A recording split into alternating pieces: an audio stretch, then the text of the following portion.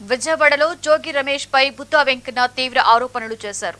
తప్పులు చేయడం, సమర్థించుకోవడం వైసీపీ డిఎన్ఏలోనే ఉందని, నకిలీ మద్యం కేసులో జోగి రమేష్ జైలుకు వెళ్లడం ఖాయమని ఎప్పుడో తేలడంతో చంద్రబాబు, లోకేష్ పై నిందలు మోపుతూ దుర్మార్గపు కామెంట్స్ చేస్తున్నారని జోగి రమేష్ ను విమర్శించారు. జోగి రమేష్ ఒక బచ్చా అని, ఆయన గురించి ఆలోచన చేసేంత సమయం చంద్రబాబుకు లేదు అంటూ జనార్దనరావు ఇచ్చిన సమాచారం మేరకు జోగి రమేష్ అరెస్టు కాబోతున్నారని బుద్ధా వెంకన్న తెలిపారు.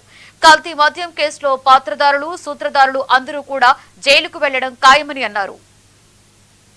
పోలీసులు విచారణలో అతని పేరు వచ్చి అతను వీడియో బయట పెడితే చంద్రబాబు గారి మీద నవ్వేస్తారేంటి? అసలు నవ్వేండి, దొంగతనం చేస్తే దొంగను పట్టుకోరా? చెప్తున్నాం మీకు. ఈ విషయంలో పోలీసులకు సహకరించండి. రేపు జగన్మోహన్ రెడ్డి దగ్గరికి వెళ్ళి పోలీసులు అడిగినా సరే విచారణకు రమ్మంటే వెళ్ళండి. అంతేగాని దీన్ని రాజకీయం చేద్దాం అనుకుంటే మాత్రం మీరే అయిపోతారు. దీంట్లో రెండో క్వశ్చనే లేదు. ఎందుకంటే ఇది కరెక్ట్ క్లియర్గా కనబడుతుందిగా. మీరు 5 ఏళ్ళు గూగుల్ పే, ఫోన్పే ఏం లేకుండా మద్యం దుకాణంలో డబ్బులు సంపాదించుకొని లోపడేసుకొని రోజు తాడేపల్లి ప్యాలెస్ వెళ్ళి లెక్కలు కొట్టుకోవడం అదేనమ్మా. డైవర్షన్ రాజకీయాలు చేయడం వైసీపీకి అలవాటు.